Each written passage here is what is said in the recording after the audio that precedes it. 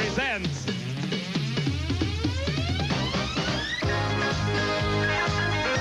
the American Sports Cavalcade.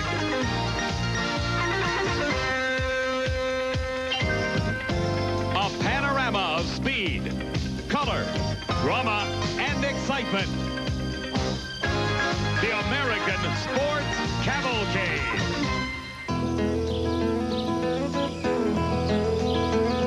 Memphis, Tennessee, steeped rich in the traditions of the Old South. You can stroll through a downtown park and watch the lazy Mississippi roll by the shores of Memphis.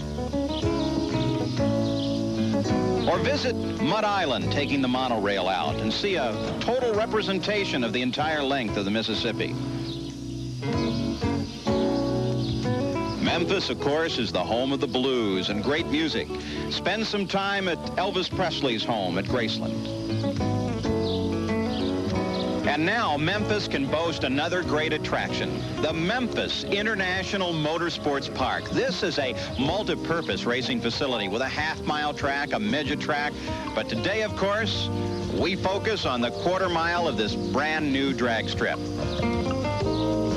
Hello, everybody. I'm Paul Page. You know, the first event at any track is always exciting, and that seems to be especially so today as TNN presents the NHRA Quaker State Mid-South Nationals from Memphis International Motorsports Park. Brand new facility, a lot of questions to be asked, a lot of excitement to come. Let's go trackside now, and my colleague, Steve Evans. Well, Paul, one of those questions has been answered. The people of West Tennessee were certainly ready for their first ever NHRA championship event. They have packed this brand new park. You know, more even than the incredible performances we've seen this season, everyone's talking about the improvement in existing drag racing facilities and also the creation of new super tracks, something a few years ago we thought we might never see. It all began down in Gainesville, Florida back in March, where the fans enjoyed $1.2 million in improvements, including one of the most impressive grandstands in all of motorsports. Then it was on to Atlanta Dragway, or I should say the new Atlanta Dragway. They knocked down everything but the timing tower, and with $4 million built just a superb facility. And of course here in Memphis, well, $7 million speaks for itself. To bring us up to date on what's happened this weekend, let's go to the legend, Big Daddy Don Garlitz, who takes his drag racing very seriously. Don? This has definitely been the race of upsets. Folks, it started right out in qualifying.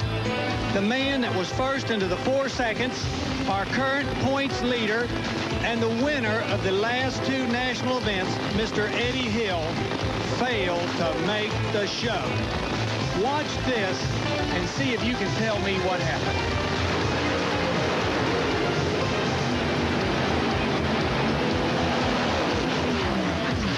Said it was because he smoked the tires, you were right. Look at this. After his fourth attempt, Steve talked with a disappointed Eddie Hill. Well, it was my fault. On the first lap up there, I had watched 5 guys in front of me smoke the tires right on the line.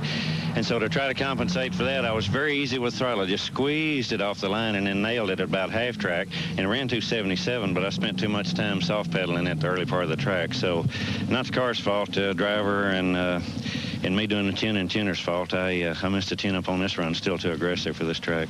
Sorry, we won't see you tomorrow. Well, me too. I really hate to miss this. In funny car, a surprising Chuck Etchells upset the #1 qualifier, John Force, when John became concerned with a tricky starting line and lost his concentration.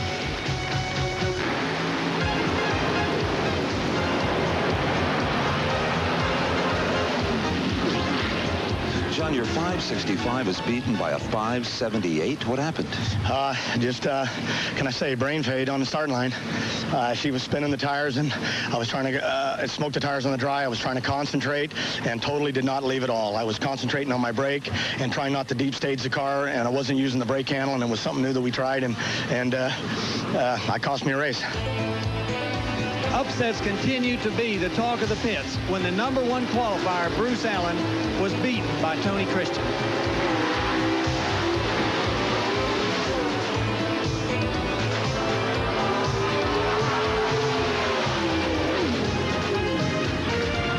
Another of the #1 qualifiers falls. Unfortunately, it's you, Bruce Allen. That's the way it goes. Track's a little tricky right now. We got out there in second gear and started shaking the tires, and I had to pedal it, and Tony Christian got by me. He's certainly capable of doing that. If you could advise any pro stockers yet to run, what would you tell them to do? Leave lower. These cars all got RPM limiter chips in them on the starting line, and we're just hitting the tires a little too hard and turning the tires square and just shaking them. So a lower RPM, you think, would do it? I think that would help a little bit. Okay, thanks. As we get ready to go into the second round of Top Fuel, if there's any one thought that's shared by every pro in the pits here today, it's this tricky track conditions here at Memphis. So the crowd here already stunned by that series of upsets and wondering now what will come next as Mike Brotherton brings out his Top Fuel dragster. We're in round 2 of Top Fuel, ready to face this man, Gary Ormsby. No, the driver with lane choice is the one who recorded the quicker elapsed time in the previous round. In this case, it's Gary Ormsby. And Don Garlits, the drivers have been favoring that far lane. Well, I'll tell you what, Steve, I think that what it is, the drivers have been psyched out. I've seen some good runs come out of the near lane, but the good cars are choosing the far lane, and so the driver thinks, if I don't get that lane, I can't win this race. And these, of course, are the kings of the drag racing sport. 1,900 pounds, 3,000 horsepower. They're literally landlocked guided missiles. This is Gary Ormsby. He's from Roseville, California, professional drag racer and automobile dealer. He's up against Michael Brotherton, a second-year pro out of Tulsa, Oklahoma. Fine equipment and interesting car. And some problems with that car, Don. What do you think they're doing? Well, there's something going wrong there. It's a good possibility that Brotherton may not make this run because Buster don't let him fool that thing too much, you know, and he cuts him right off. That's right. That's Buster Katz, the chief starter who's been on that starting line for generations. Look at him make him get back. Get away from that machine as Mike Brotherton now begins to hitch up to the line. No indication of what's wrong. The crew obviously worried about something at the front of the engine, Don. Could have been a fuel leak because that's where all the fuel lines are, and that's what Buster, he evidently looked in there and thought it was safe and was going to let him go. Off the mark first is Michael Brotherton. Brotherton with a bit of a hole shot, but the big power from California pays off on the far end of 547 for Gary Ormsby at 266 miles per hour. Defeats Michael Brotherton's 585 at 242. You notice, Steve, Ormsby hazed the tires just a little bit in that far lane. Brotherton got off clean. Continuing with action now in round number 2 of Top Fuel. Joe Amato of Old Fort, Pennsylvania, ready to face Richard Holcomb. You can bet that old Joe is really concerned about that starting line because he's sitting in his car strapped in and he's watching Ormsby haze the tires, and he knows if he smokes those tires, he's going to be history at this race, just like a lot of the other pros. On the other hand, he knows that he has done particularly well so far this season. He's been in every final round. And now with Eddie Hill gone, he has a real chance at winning this event. Let's go now down to the far end. Steve is with Gary Ormsby.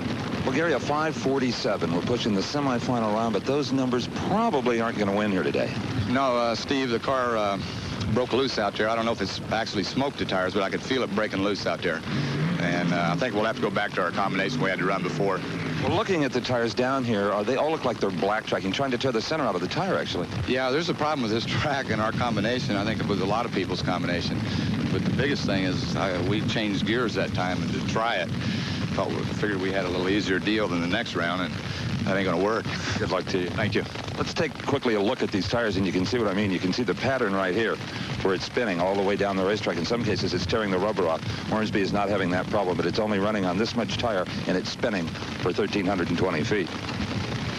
So obviously, with this brand new facility in Memphis, Tennessee, reading this track and setting the machine up for it has become a very difficult job. So Joe Amato ready for his round number 2 confrontation. He's been in every final round this year, but he has not yet won one. This time he will face Richard Holcomb from Stockbridge, Georgia, and his Keith Black-powered Top Fuel dragster. There's a good shot of Holcomb as he inches forward toward the line. You'll notice that Holcomb doesn't have the narrow rear end in the car this weekend. He had to take that out because they wouldn't let him run the wheels backwards. They felt that it might be a safety problem until they were checked properly. What kind of safety concern would it be? It would be that the wheel turned around backwards, bolted to the hub, would not have the same strength as bolted on properly the way it was tested.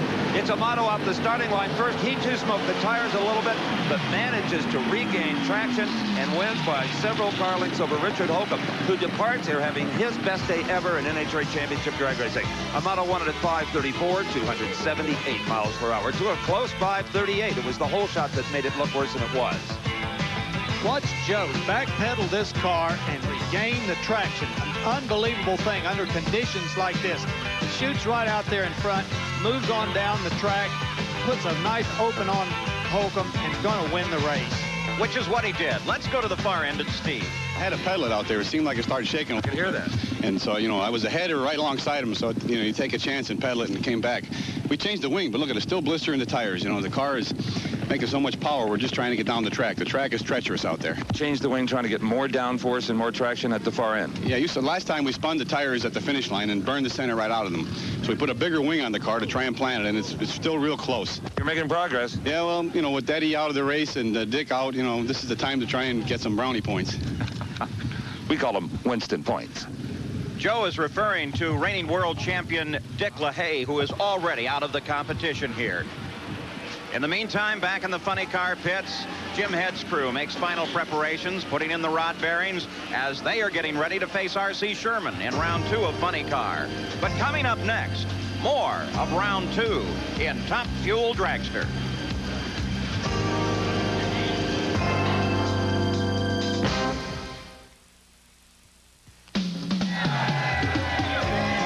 Despite a temperature of 91 degrees, a record for this day in Memphis, 28,000 fans have jammed the stands for the Quaker State Mid-South Nationals.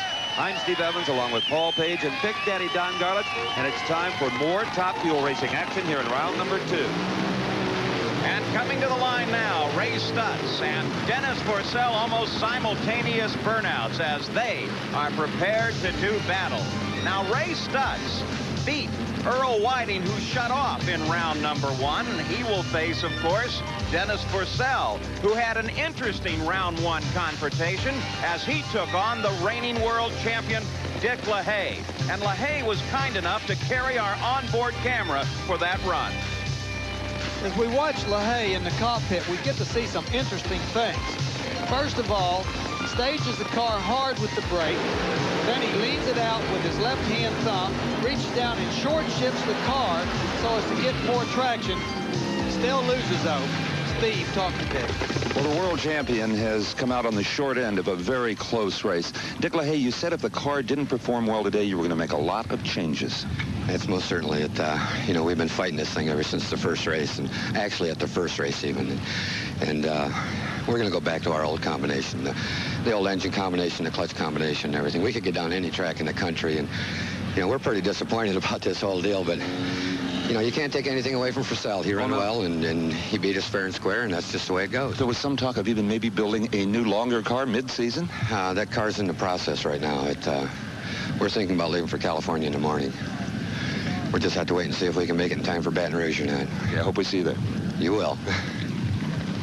So as a result of that race, Dennis Forcell moved into round number 2. But look at this. Ray Stutz has got a problem. The crew runs out toward the car, and it looks like Dennis Forcell is going to have a bye run as Stutz climbed out of his dragster.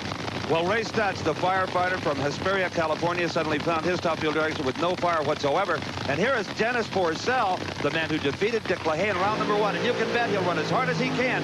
The car very lazy off the starting line. No doubt a very soft clutch, trying not to smoke the tires. A 5.43 second elapsed time. We'll have to wait to see if that holds up to lane choice. 267 miles per hour. You can certainly see that the car was lazy off the line, Steve, because it didn't start the black track till about halfway down the track.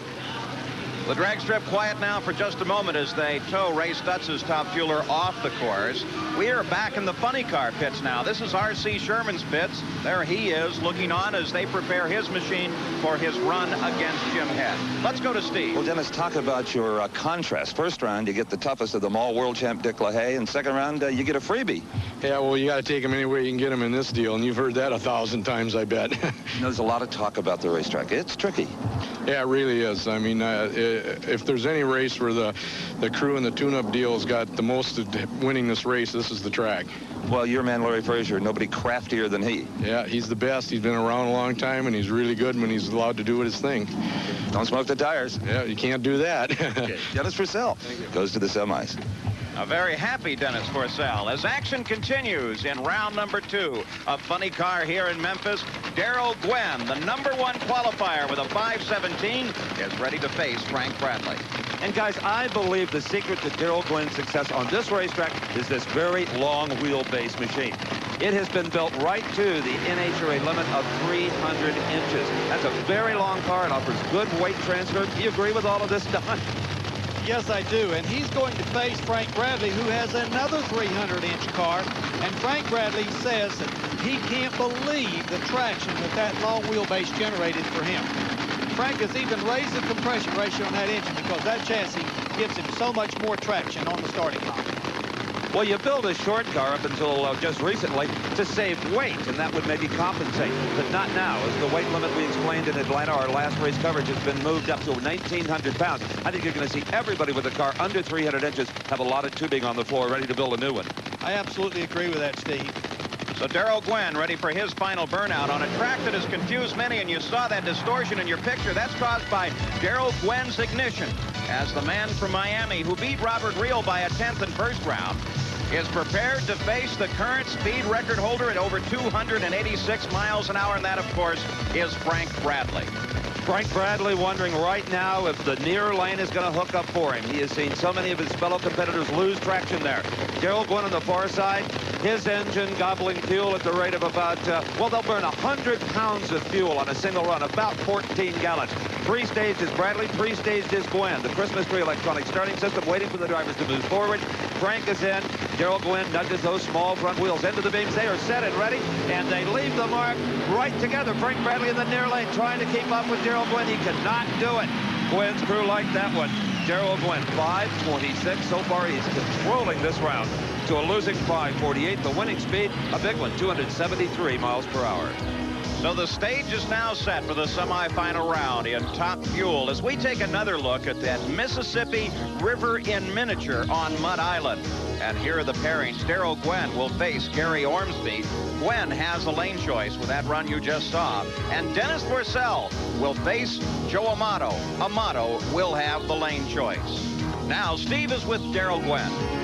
Well, Darrell Gwynn feeling good, and he's going to feel better when I tell him he has lane choice next round over Gary Ormsby. Your 5:26 gives you that. Well, I'll tell you, 5:26 feels real good after getting out of this thing. It's 100 degrees here today, and we knew we'd have our work cut out for us here in the heat. There's so many variables here today. The track is balling up, but 5:26, we're ready. Crew's enthusiastic, and I'm ready too. You know, 5.0s, 5.10s, it doesn't matter. It's all relative to what the track will take. That's right. We're here today, and if it takes 5:50s to win the race to here today, I don't care. As long as we're here when the sun goes down is what it's all about.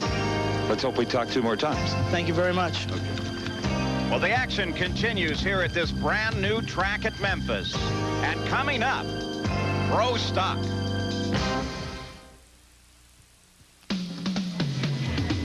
John Martin watches his crew working as we're back at the Memphis Motorsports Park as TNN presents the NHRA Quaker State Mid-South Nationals. Remember, he's ready to face Chuck Etchells, who beat John Force, the #1 qualifier, in the first round of Funny Car. My buddy Steve Evans is always interested in new technology, and he claims he's found something really unique. Everybody who enjoys drag racing reads this publication, National Dragster. It is the Bible of the sport and goes on a weekly basis to all NHRA members. And I have personally always enjoyed the photography work of photo editor Leslie Lovett and his associates. But wait till they see the pictures from the Mid-South Nationals. They've got a new remote-mounted camera that can go right against the wall so that no photographer is in jeopardy. It swivels, it bends. There's a video monitor about 50 feet away. They know exactly what the camera is looking at, and they can trigger the shutter automatically. And also, it telescopes. Watch this thing. They can move it anywhere on the wall and put it at literally any height. Higher and higher. This is incredible. Oh, I can't wait to see the photos from this robot of a camera. That ought to provide some great pictures in National Dragster. Well, we're ready for round number 2 in Pro Stock. You're looking at the machine of Jerry Ekman as he performs his burnout over in the far lane, ready to take on the number 2 car in the sport, and that, of course, belongs to Butch Leal. And it's Butch Leal from Blacklick, Ohio, that carries the big reputation as a lever, a guy who will get a hole shot most of the time. Jerry Ekman, you can bet he knows that. His Trans Am from Ventura, California, and Ekman is no slouch in the reaction time department either. So both cars are 88 Trans Am. Leal and Ekman on the line. Now, Leal won the first race of the season, the Winter Nationals in California. We've had 3 races and 3 winners at Pro Stock competition. It has never been tighter. It has never been more competitive. Jerry Ekman, the far lane, the bright yellow car. Butch Leal, the white machine, near lane. They stare at that Christmas tree. 4/10 of a second between the yellow and the green, but you react to the yellow or you're late. They're ready. RPM's up to about 8,000 off the mark. First is Butch Leal, but Ekman is right there. Ekman door to door with Butch Leal across the stripe. It is Butch Leal. It couldn't have been by more than inches, Paul. I'll tell you, if Ekman had another foot or two, he just might have won that one. As we take a look at them leaving the line, nice close start. They both read the tree well. It looked like Leal had just a slight advantage coming off of the line, but then Ekman at about mid-course began to pour on the power, and it looked like they were going to come absolutely even to the line. From our second angle, this is Leal on the near side, Ekman on the far side, and Leal comes to the line just inches ahead. Well, you don't need an onboard computer when you've got Butch Leal. You had exactly the hole shot you needed. You ran 200 slower than your opponent, but you had 200 in the bank off the mark. Well, Steve, it's been difficult here for me in Memphis, and, you know, these Tennessee fans, I married a woman from Tennessee, and I'm trying to do the best I can, and we're having a little tough time with this car and this racetrack, and this Pontiac motor pulled me right through that time, and if I can keep the things together, it's anybody's race, as you know, again. Everybody's running the same. One guy will run good. Next time, if he gets a bite, he runs good. So we're having a good time here. See you in a bit. Okay, thank you, Steve. So Butch Leal moves ahead, receives congratulations from Jerry Ekman. And there's the 8-time world champion, Bob Glidden. He hasn't been having the greatest year this year. He's ready to face Tony Christian. And both of these drivers had very tough contests in round number 1. We saw Tony Christian get by the number 1 qualifier, Bruce Allen, and the 8-time world champion, Bob Glidden, while he narrowly defeated Canadian Alban Gauthier. It's no secret, Glidden has been struggling just a bit, but ask the competitors, and they'll tell you at any race, he can fight you right back. Tony Christian, well, here's a guy who's shown us an awful lot of horsepower and tremendous driving ability, a former stockbroker, originally from Chicago, now residing down in Florida and doing this for a living. You know what seems strange, Don Garlitz, is that all of these cars, the Pro Stockers, have chosen the near lane, while the Nitro cars have chosen the far lane. Why would that be? That's because the near lane is smoother, and of course the short wheelbase car responds better on a smoother course. A perfect lead for both cars as Bob Glidden gets a little squirrely on the takeoff. Christian now pulls ahead, and it'll be Tony Christian winning this run.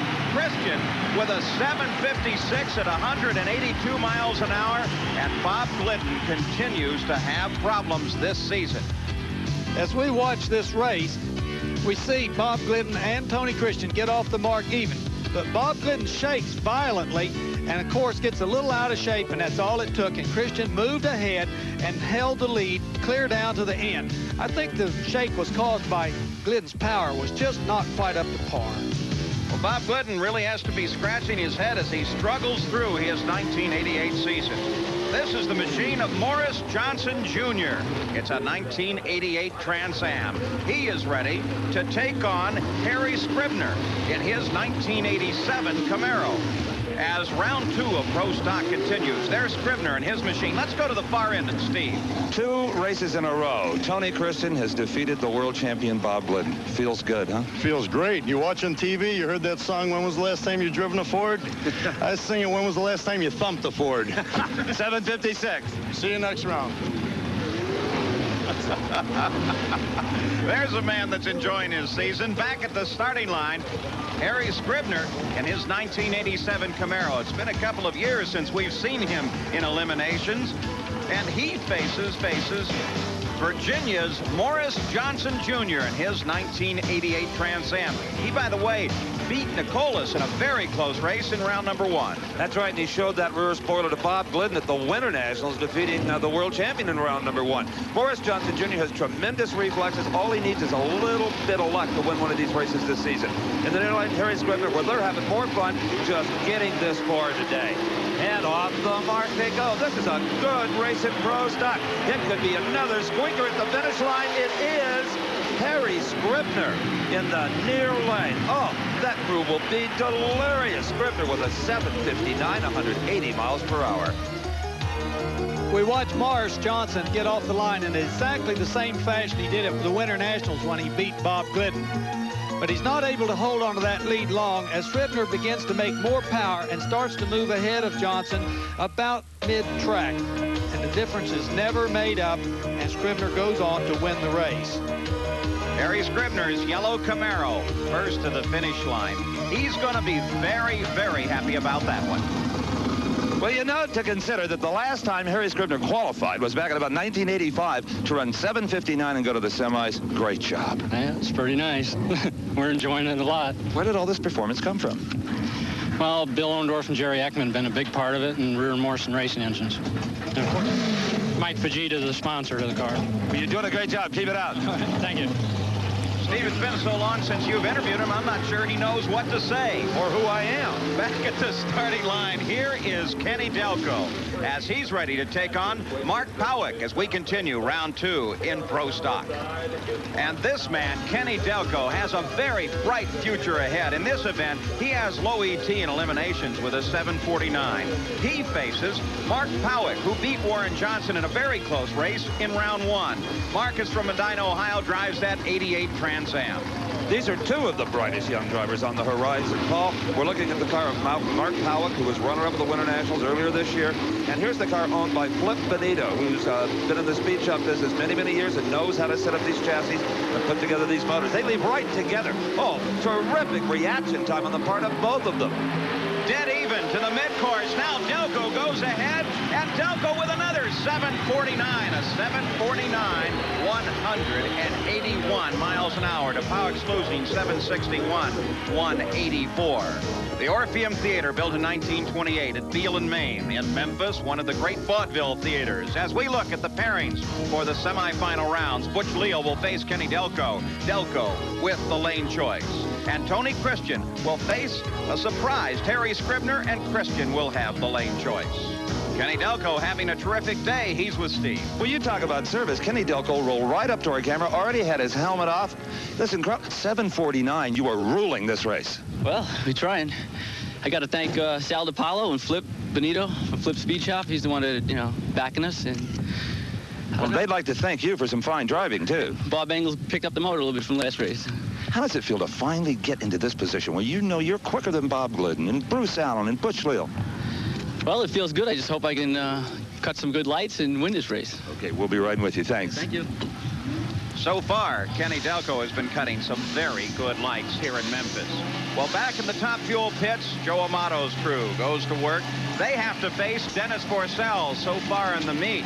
Joe Amato has had slightly quicker ETs. At the same time, the same kind of concentration goes on over in Dennis Forcell's pits as they prepare to meet Joe Amato. And coming up next, funny car action from Memphis. We'll be back.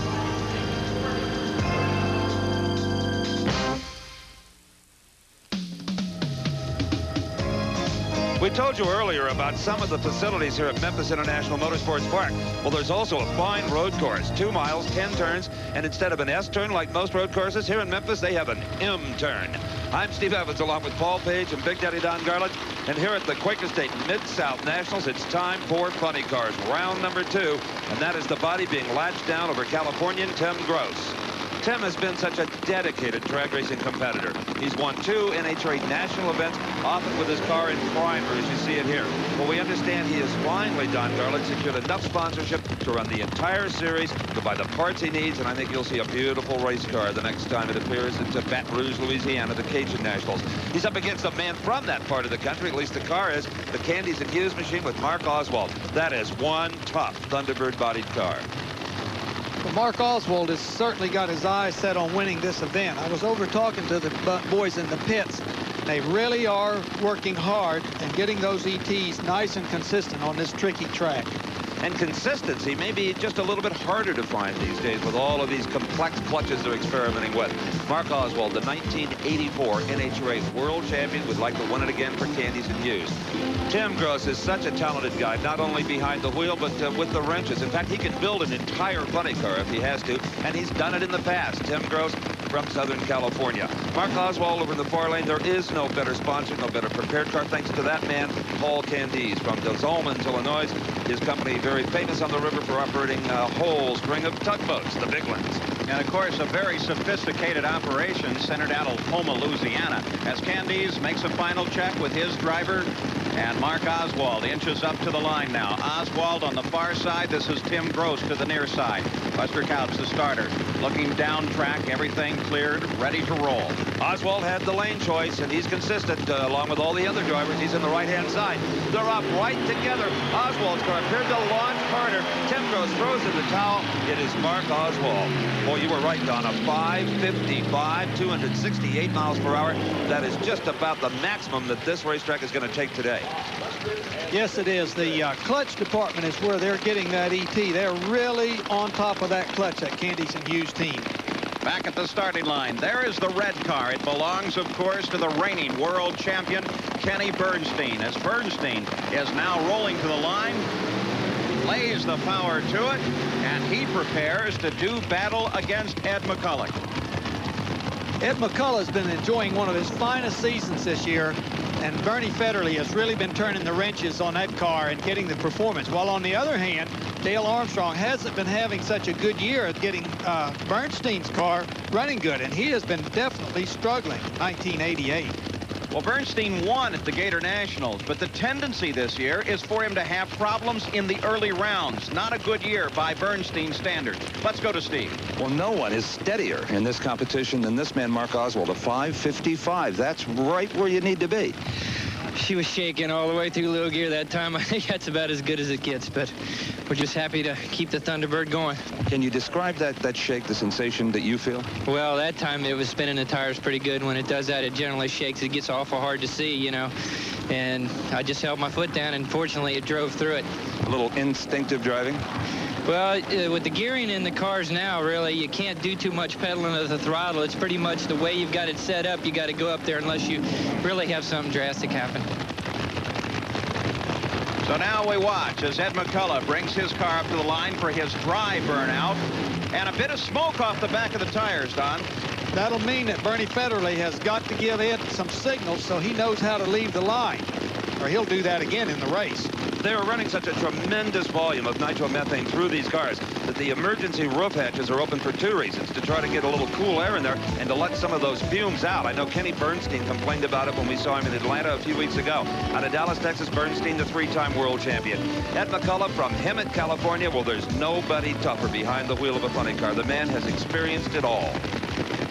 Ed McCullough comes to this round with a victory over Dale Poldy in round number 1, while Kenny Bernstein had a very close race against Don Perdome in round number 1. Bernstein is a Buick Riata body funny car. Ed McCullough with the Oldsmobile body, both a couple of replica GM products. You saw Bernstein crewmen turn on the onboard computer. They are staged and ready right off the mark together. Kenny Bernstein, Ed McCullough. Now McCullough's horsepower taking off. Bernstein has shut the car completely off. A problem with that machine, apparently, anyway. Ed McCullough, oh, is he going to be tough? 5.60, 261 miles per hour. Yeah, he's definitely right in the hunt. Since he lost that 45 pounds, he's sure been hungry to win these races. And back in Gary Ormsby's top fuel pit, they call it liquid gold. It's nitromethane. About 20 gallons of it goes into the machine in preparation for Gary Ormsby's run against Darrell Gwynn. At the far end, Steve is now with Ed McCullough. Steve? Well, a 5.60 puts away the world champion, gives Ed the Ace McCullough his, sixth consecutive win light in 2 races. The dry burnout, it smoked the tires a bit. Could you feel that? Yeah, Steve, we've been doing that right along here. You know, it's telling us that it's marginal. It's telling us that it's real close. We'd actually backed it up a little bit for that run to be safe, and I guess, you know, it did slow down a little bit, but we're still in here and we got by Kenny. What are you doing in the cockpit to fight that traction problem? Well, you have to drive it a little different. Bernie comes up and he tells me, you know, what it did, and he gives me some instructions, and, you know, we've got a real good relation, and it's working good right now if we can keep it going. Okay, see you next round. Thank you, Steve. So back in the staging lanes, Jim Head is now helmeted and ready to go. In just a moment, he will face R.C. Sherman as funny car eliminations continue.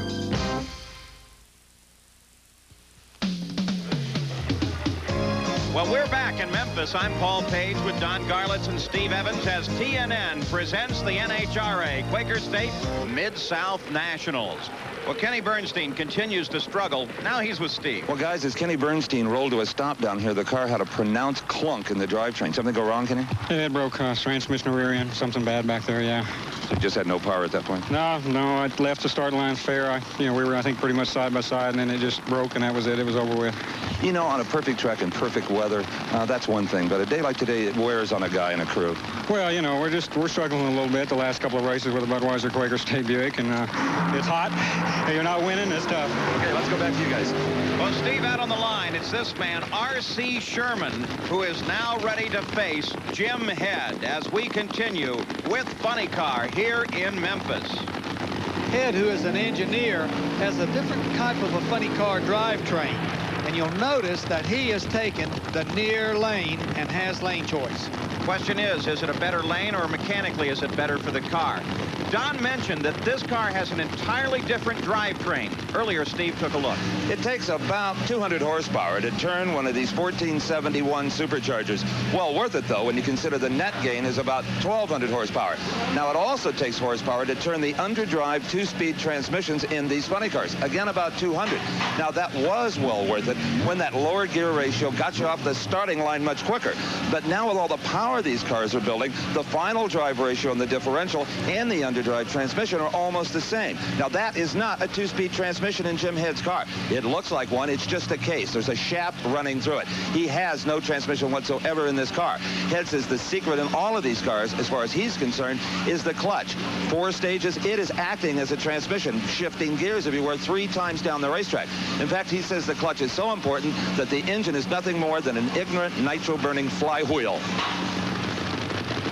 So Jim Head taking a gamble coming to the near lane on a day that is a record 91 degrees.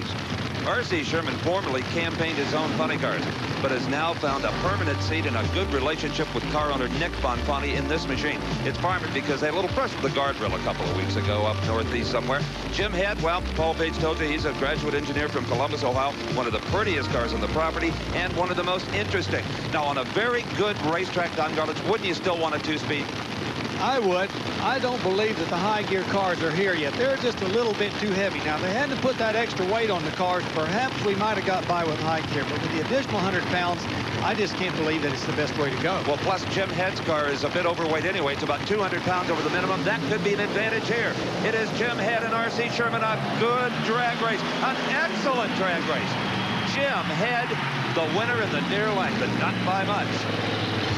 It's a good thing that R.C. slowed down just a little bit, because he was right there with him. As we watch the cars leave the starting line, we'll see that they move very well. Now, you'll notice just a little bit of smoke comes off of Head's car, but that's a normal situation in a high gear car. That's the clutch gathering up the engine. See, they don't have the 2 speeds, but then as they go on down, the high gear does pay off a little bit. As you'll see, Head's car move just a little bit ahead of Sherman at the very end. Well, Jim Head, R.C. Sherman had a brilliant start, and I thought for a moment that you were in trouble. Yeah, I saw him for a little while. Kind of scared me. I'll bet you did, but you drove around him at 571. That will cost you lane choice, said of Mark Oswald. Yeah, we've lost a little ET. We're not exactly sure why. Better be lucky than good. But apparently lane choice doesn't affect Jim Head at all. Well, we're taking a look at the machine of Chuck Etchells. It's an 88 Trans Am as he lays the power to it and prepares to face John Martin in his 1988 Beretta. This has been by far the best season that John Martin has ever enjoyed in nitro funny car racing, and he's got a shot here to go to the semifinals. John Martin got past the always tough Tom Huber in round number 1 to get to this point. The roof hatch open again, trying to get some of those nitro fumes out and a little bit of air conditioning going. You see Jam Air on the side of the car. That's no big corporate sponsor. That's John's own heating and air conditioning company in Upland, California. He lives in nearby San Dimas.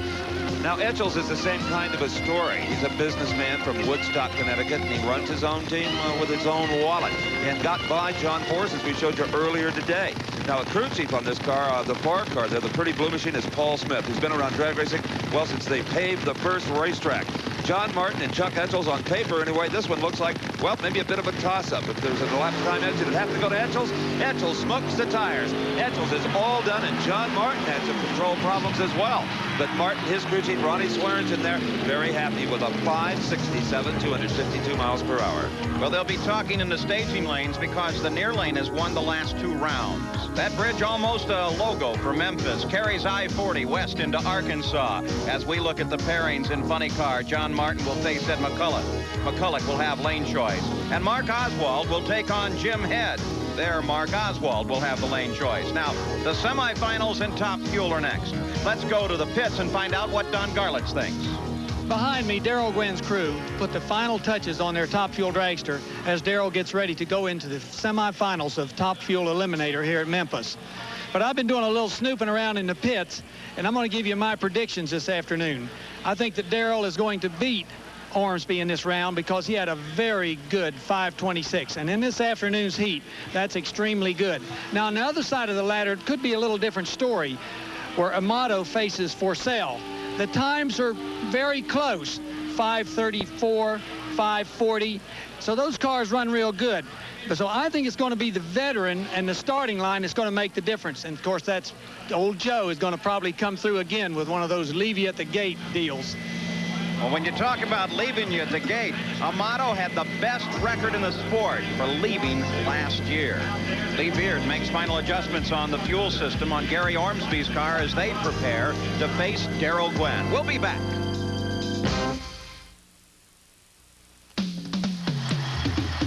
Well, the only good thing about Kenny Bernstein's day here at Memphis is that his truck can beat the traffic. The big red car has been knocked out of competition, and you can bet they'll be doing some testing between now and the next race. All right, it is time for the semifinals in Top Fuel Eliminator. You're looking at Joe Amato, the car that he ran last year. It's not as long as some of the other machines in competition. We've talked about that. But Joe Amato's reflexes can sometimes make up for any differential there may be. Dennis Forcell, his rookie year in Top Fuel, and he's got a shot at going to the finals already. Paul Page.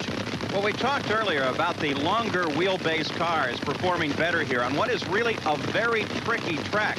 That is to say, there's nothing wrong with the facility at all. It's just very difficult to read. The temperatures are now record low 90s, so reading the track is really the key. And all eyes now on the huge rear slings. Both drivers get traction. Amato, something goes wrong with Amato's car. The engine ailing for Dennis Forcell, but he gets the win light. Imagine in only your 4th race as a pro in this business, you go into a final round. Well, let's recall that Dennis Forcell spent about 10 years racing alcohol cars, the little brothers to these machines. We can see the blower turning, the belt coming off of Amato's car. Back at the starting line, Darrell Gwynn begins now to inch his way up in the semifinal round of Top Fuel. First of the 2 burnouts now complete. The tiny front wheels rolling with incredible RPM. The heritage there coming from an aircraft landing gear. And this is Gary Ormsby as he rolls forward now. The matchup is Ormsby versus Gwynn. One of those 2 men will face Dennis Forcell. Right now, Forcell is with Steve. Dennis, in only your 4th start in Top Fuel, you're going into the final round. What a day. Yeah, out of sight, man. We're doing the deal, man. It's feeling just great. Well, over your shoulder, I see a lot of oil all over the wing struts, the parachute packs, maybe some work to be done. Well, let me quote Amato. Get the green light first, worry about parts later. This has got to be a business where you've got to have lots of parts, believe me. A final shake from Darrell Gwynn's father, a tradition at the starting line in NHRA drag racing, and you look down the long side of Darrell Gwynn's machine as he inches forward now. Here on the near side is Gary Ormsby. And as far as reaction times are concerned, both of these drivers based on last season are just about the same. And Gary Ormsby has to know that he's in tough. He's racing the quickest car of the entire event at 5.17 seconds. Darrell Gwynn. Both drivers react at the same time, and Ormsby has problems. Ormsby, much like Amato, has something go wrong mechanically. Oh, my. Darrell Gwynn Just terrific 5:24 in the heat of the day at 270 miles per hour. And the blower belt is also missing off of Gary Ormsby's car. This is W.C. Handy, the father of the blues. Memphis Blues, St. Louis Blues, Beale Street Blues. We're in Memphis, where the Top Fuel final will see Dennis Forssell facing Darrell Gwynn, and Darrell Gwynn will have the lane choice. Ed McCullough, deep in thought as he stands in the trailer door watching Bernie Federle and the crew massage his Oldsmobile funny car for the semifinals to come. 12 quarts of 60-weight racing oil being poured into that engine. As they're ready to face John Martin's team, they work on their engine, preparing the head gaskets, and are getting ready to go racing. More semifinal action coming up next.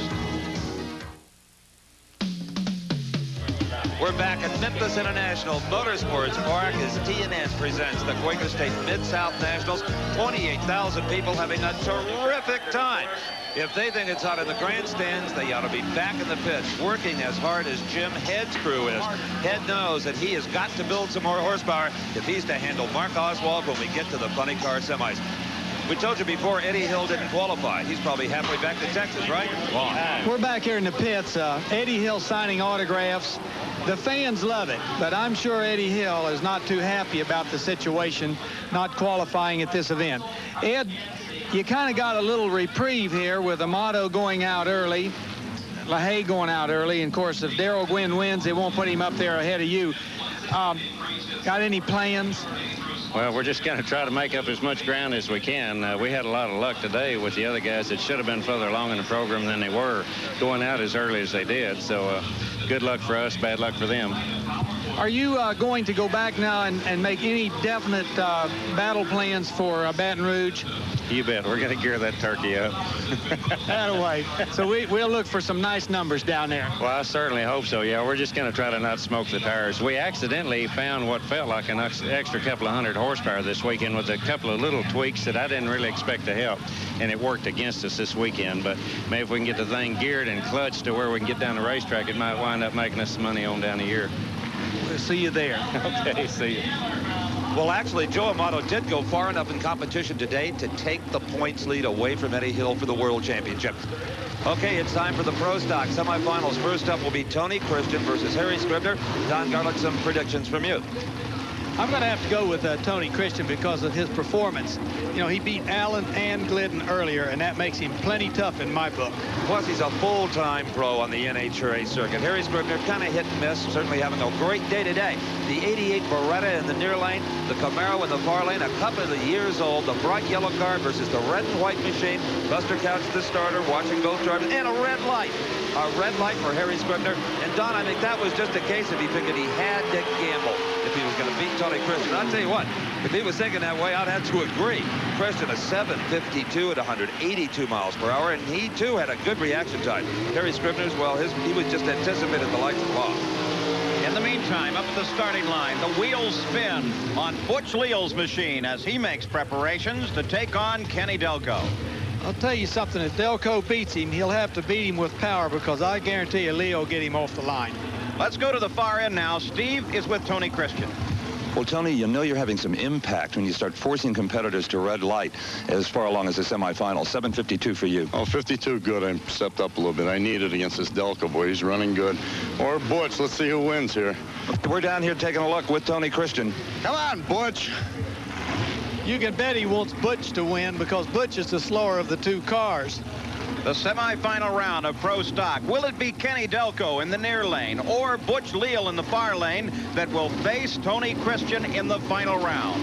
And if there's a driver here today that can lead with Butch Leal, it's young Kenny Delco from Center Reach, New York. It is Leal again out front. Leal, but this time by only 2/100ths of a second. Is that going to be enough? It is Leal. It is Leal. No. It is Kenny Delco from behind. 7:50 to a 7:52. Theoretically, the dead heat. 181 miles per hour from Kenny Delco. As they leave the line, Butch Leal again gets that patented Leo leave, but he couldn't get enough to hold off the strong charge of Kenny Delco's 7:50. You know, Steve, you can only leave so early and you'll get a red light, and of course Butch knows that. So you only got so much. You can see Delco moves out in front just a little bit.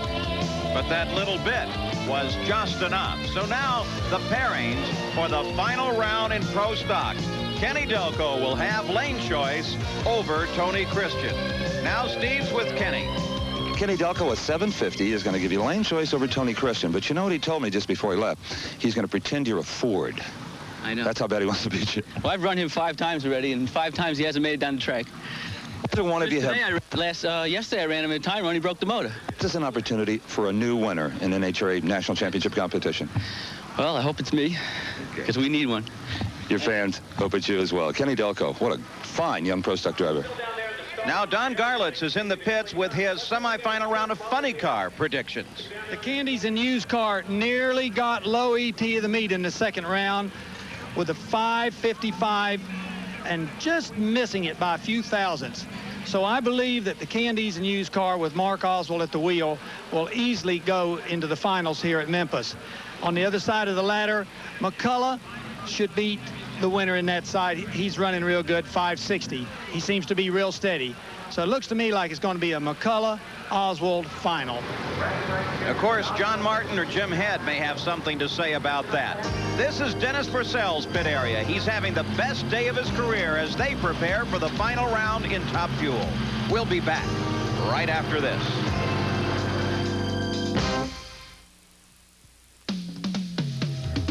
We're back at Memphis International Motorsports Park, where for 4 days, over 650 race cars have been battling over the distribution of a $700,000 purse. I'm Steve Evans, along with Paul Page and Big Daddy Don Garlitz, and inside that plastic canister is Ed the Ace McCullough, as we are ready for the semifinals in funny car. And McCullough has decided on the far lane once again. Now, his opponent, John Martin, has been to the semifinals one other time this year, but John Martin in the car, just passing into the screen, has never been to a final round. Big Daddy, the drivers out there don't seem hurried, neither do the crews on a particularly hot day. We know they don't have radiators on board. They don't even have water circulating through the heads, just the block. What racing temperature is ideal? They seem to like about 180 degrees, Steve. And the reason it takes a long time for them to get that up, those big solid aluminum heads take a long time to build heat in them. So the drivers are purposely taking extra time. It doesn't make any difference about the temperature of the outside air. The engine still comes up about the same. So the aluminum heads dissipate that heat so fast that it takes a while to get them up to where they're good and toasty. Yeah, there's a lot of material there, and it has to have that heat. What they call it's a heat sink. All right, in the far lane, it is Ed the Ace McCullough. That's the lane he's most comfortable in. In the near lane, it is John Martin, who's trying for a career best. If he could get to the final round today, it'd be the first time ever in a half a dozen years of racing. And, of course, the enemy for both drivers is that Christmas tree starting system. McCullough was the first to move up. Now this man, John Martin, he has pre-staged, neither driver wanting to inconvenience the other, but neither wanting to be hurried by the other either. So this race is just about at hand. And they're off first. It appeared that McCullough might have had a little bit of an advantage. John Martin's front wheels were off the ground. He couldn't steer the car. When he got off the throttle, it unloaded, and that was it for John Martin. A 5.65 for Ed McCullough. A solid run at 258 miles per hour. So far, your predictions are running good, Big Daddy. We watch Ace McCullough there make a beautiful start, getting an immediate edge on Martin. Something then happening to Martin's car, and it moves over out of the groove into the traction area that's not good, and of course that's a big problem. You notice he almost crosses the center line as he tries to regain control of the car as the McCullough goes on down the track for the win. So who will Ed McCullough face? Will it be this man, Mark Oswald, as he inches up for his burnout, or will it be Big Jim Head? Well, that car of Mark Oswald sounds wonderfully powerful, and I think we indicated earlier that this machine, Jim Head's car, had to find some horsepower somewhere. He told us that he thought he indeed found some. Now, Jim Head sits in that near lane where horsepower has been a problem. The near lane has not really been the choice of winners. Now, Steve's at the far end with Ed McCullough. 565. Yeah, I did slow down a little bit, but, you know, I don't know, see what Oswald runs this time, or Ed, whichever one's going to win this race, see who we race next round. You know, when you're winning as many rounds as you are, it's a lot harder work, isn't it? Well, you know, Steve, this thing actually has been very good to us. The motor combination is being so forgiving. We haven't had the heads off of it all day. How about that? That's incredible for a funny car. Yeah, it really is. It's working real well. Okay. See you then. Thank you. Ed McCulloch cruising through another good day. There is Mark Oswald's car as it inches up to the line. His opponent, Jim Head. You can bet the heads have been off that one, huh, Big Daddy? You bet. That car's been completely apart every run. They're not leaving a stone unturned. They want to win this race.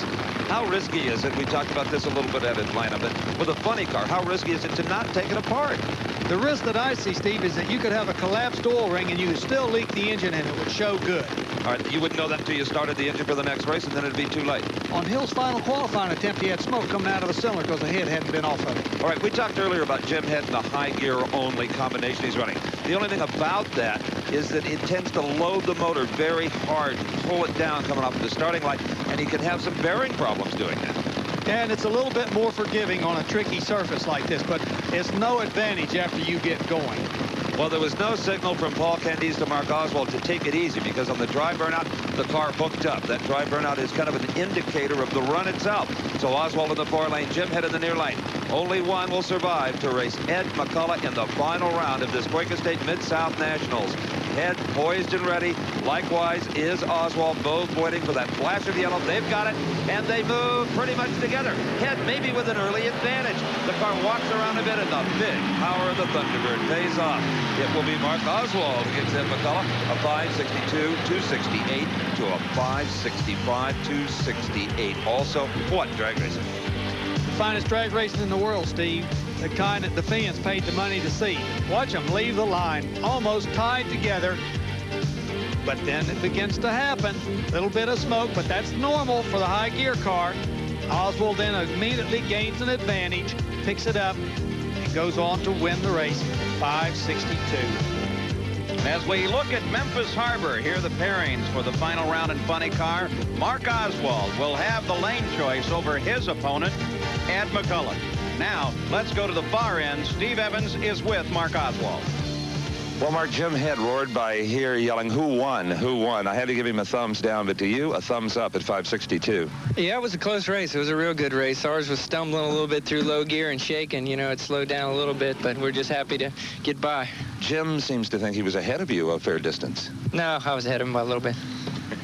Which is it? You won? Obviously. I was pretty sure I did. Okay. Thanks, Mark. Mark Oswald and the Candice and Hughes team go back to prepare for their confrontation and final round against Ed the Ace McCulloch. In the meantime, Jerry Gwynn checks over his son's car. It's all set to go as they prepare to face Dennis Purcell in the final round of Top Fuel. We'll be back with more right after this.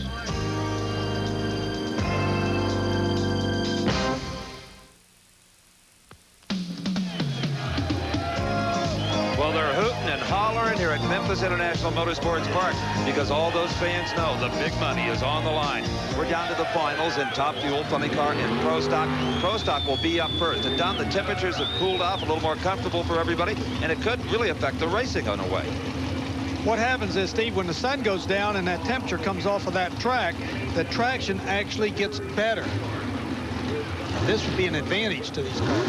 And also, if the air improves a bit, and sometimes it does when it cools off, the humidity goes away a bit, you can make a bit more horsepower, and hopefully there'll be a racetrack that can handle it. Backing up very slowly, that is the 88 Beretta of Tony Christian. Now, Christian has not been quite as quick as his opponent, Kenny Delco, in the near lane, but Christian's driving has been better. Yes, and he's been within striking distance, only talking about 200ths of a difference in the ET. He could easily make that up with his reaction time. But Delco's been real strong with those 740s all day long. This is a heads-up race in my book. Oh, yeah, I'd have to agree with that. The Beretta over in the far lane, it's rear-wheel drive, unlike the production Beretta. That's one thing NHRA does allow them to do, but you can't change the body. It's got to be the stock shape. Highly sophisticated pro stockers, and it is Tony Christian with just a minute advantage off of the starting, and something went wrong with Delco's car. In fact, there were sparks coming out of the machine, Don. Yes, there was. Something was definitely going wrong. It looked to me like they were neck and neck coming down the racetrack. It could have been anybody's race, and then all of a sudden we start getting all those big sparks out from under Kenny Delco's car. Something going wrong with the drivetrain, clutch possibly. That's about the only thing that'll make all those sparks like that. We see Christian gets the advantage off the starting line, but Delco immediately moves right out. It looks to me like he gets out in front of him just a little bit and could be possibly going for the win when all of a sudden we get this terrific shower of sparks. It's about the only thing that'll produce that kind of display out there is the clutch giving up, all those hot discs falling apart. Well, today it was the Christian taking care of the Lions, young and old. Congratulations, Tony, your first big win. Thank you. Just want to thank my partners, Teeny and John, and especially everybody at Rear Morrison. Bruce Allen, David Rear, Buddy Morrison, Hans, Coleman, everybody down there. Let it all out. If it wasn't for them, I wouldn't be here.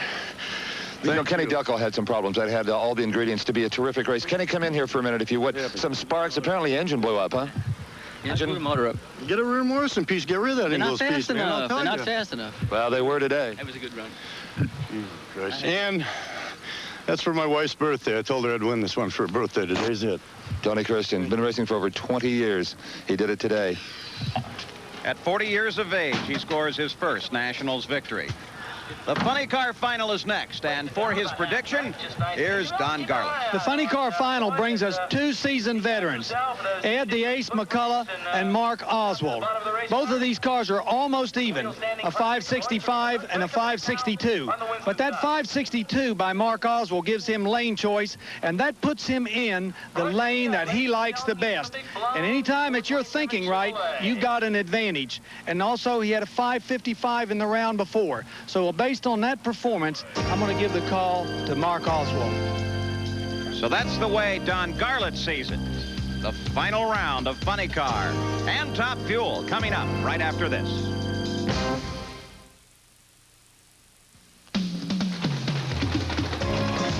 The 3,000 horsepower supercharged nitro-burning engines are the bodies being latched down on two of the finest funny cars in the world. The funny car final is at hand. Ed the Ace McCullough in the Oldsmobile car. He'll be up against the bright red Thunderbird of Mark Oswald. He idles into the water and then squeezes into the throttle, opening the butterflies in the fuel injector. Oh, just a quarter of an inch or so. That's all it takes to get them hot, to get them gooey, and to create your own racetrack. Mark Oswald will do exactly the same thing. If you've never been to an NHRA event, you really have to come in for no other reason than to hear the sound of the funny car. It's so loud you can almost feel it. Now, what about Top Fuel? Its final is coming up. Here's Don's prediction. The Top Fuel final makes a very interesting matchup in that both cars come from the alcohol ranks. Gwynn, the veteran of a couple of years, against Forcell, who is enjoying his finest first year in Top Fuel. But even though he's had a good performance today, I don't believe he's going to be able to handle Gwynn's steady 520s. Gwynn, your Top Fuel eliminator, in my opinion. Well, Ed McCullough brings his machine back after his first burnout. The cackling of horsepower rumbling out of that machine and across this magnificent crowd here at this new facility. And just a little while ago, as they were preparing for final round, Steve talked with Ed's crew chief. That engine in Ed McCullough's funny car has not been apart all weekend long. Not a single cylinder head has been removed. And Bernie Federley, if you could sell that secret, you could make an awful lot of money here today. A lot of people would like to be in your shoes. Well, I tell you, well, maybe we're up for a deal. No, seriously, we're just running it pretty soft. The track is sort of a situation where we can't really apply all the power the motor could make, so we're kind of running in a back down condition, which allows us to not to have to remove cylinder heads. How do you know everything's okay inside without looking at it? Well, we have enough visual indicators. The spark plugs are generally a pretty good indication. We leak the cylinders, give them an air test, and that kind of tells us what's happening. We look at the bearings, give them a visual, mic the bearings, things of that nature. So we kind of have a pretty fair idea. We graph oil pressure so we know if we have any serious things wrong. It becomes a push. You could take it apart, do a visual examination, all the components, and you might do more damage by putting it back together. There's always chance for errors. Believe me, this is the finest way to run these things. Good luck. We've tried the other way. Thanks, Steve. Well, Don Garlett, as Paul Candies leans over the front of Mark Oswald's car, you heard the reference again to the track not holding the horsepower. This new track has been very challenging, very tough to guess. Yes, it has. The situation here has been a combination of the communication between the driver and the crew chief and what the signals are. You notice a lot of signals being given to the drivers at the last minute. These are critical signals, Paul. And they're off the mark. Ed McClelland, Mark Oswald. Another sensational drag race. It is Mark Oswald. Paul Candice looks at the scoreboard and he knows his driver had a better reaction time because McClelland won a 5:54 and lost to Oswald's 5:55. 5:54 for Ed McClelland. Low ET of the meet and lose the race. And right there is where it was lost. Oswald moved first, no question about it. Both cars got lots of clutch dust coming out of the back end. They basically had everything figured out right. You know, those are two very good times. 5:54, 5:55. What else can you say? But there was just a little bit better reaction time on Oswald, and that was the difference. Look at that. Ed McCulloch runs a quicker ET, but Mark Oswald gets there first. And now the crew accepts the accolades of the crowd here. Let's go to the far end and Steve. Well, Mark, the final round was won by a balance of power and great driving. You ran a 55 to his 54. Well, I'm just happy for Motorcraft and Strohs. You know, they've stuck with us. You know, they've been good sponsors, and we've been to the final rounds this year, but we haven't been able to win one. That's the first one, so I'm really happy for them. I'm happy for you because it was your driving, ultimately, that paid off. Yeah, I can't get no trouble this time, huh? Congratulations. Thank you. Mark Oswald, with one spectacular lead, wins here in Memphis. There is now one more race to be run. The final round of Top Fuel, and back at the starting line, Dennis Forcell. He has never been to a final round. He's here today, but he faces one of the best in the business, this man, Darrell Gwynn. And it's a young man that Dennis has raced many, many times, but never with nitromethane in the tank. Never with this kind of horsepower pushing at his back, and that changes everything, Don. Yes, it does. The situation over there is Dennis Forcell probably is not as intimidated by Darrell Gwynn as some of the other guys because he has raced him so many times in alcohol. But he's got a different animal over there now. He's got a 520 car sitting in the other lane, and Forcell has not run that good this weekend, so he's got his problems. The green light, and it is Dennis Forcell away first, but Gwynn immediately pulls up alongside, and Gwynn, by less than a car length, and he had to do it with sheer muscle. A 5:24 to a 5:31. Some of the best finals we've seen in many a moon in NHRA Championship drag racing. Boy, I'll tell you what, that Forcell left him at the gate, didn't he? But he didn't stay there long. Notice the clutch still continuing to dust on Gwynn's car. That allows the engine to stay up, which makes it into a higher range of horsepower. And that's one of the keys here today. Slip the clutch and get the power to the ground. That's what Gwynn did. Wins the race. Well, Gwynn won the day. There's his crew on the way. They have to be very, very happy about that. But you can't take anything away from Dennis Forcell. He really had a great day as well. Let's go to the far end and Steve. Darrell Gwynn's first one of the season, it was a decisive one, a 5:24, always right there. Yeah, we knew it was going to take that, Steve, and I have to take my hats off to Dennis Forcell. I'm really proud of him. He's a former alcohol racer and a good friend of mine. He was right there the whole way, and I knew it. 520s did it for us all day. We're real happy. You had to move at this point in the season if you want to win that world title. That's right. My guts and everything in me has been killing me. I've been trying to do too good has been the problem, Steve, and I just needed to settle down and win some races, and that's what it's all about. Sounds like you did some mental tuning. That's right. I didn't think it was fair to the crew guys that I was tearing myself up, not driving correctly, but we got the Budweiser, Quaker State Dodge, Top Fuel Dragster in the winner's circle. You did do that. Congratulations to you, your whole family, and your team. Thank you very much. So congratulations to today's winners, and a special congratulations to Memphis International Motorsports Park. A great future for this facility. Paul Page for Steve Evans and Don Garlitz. So long from Memphis. The executive producer for American Sports Cavalcade is Harvey M. Palish. Produced and directed by John B. Mullen. Promotional consideration provided for and a fee paid by the Style Auto World Championship Team, the nation's premier source of fast lane fashions. Style Auto, the champion's choice for the style of your life.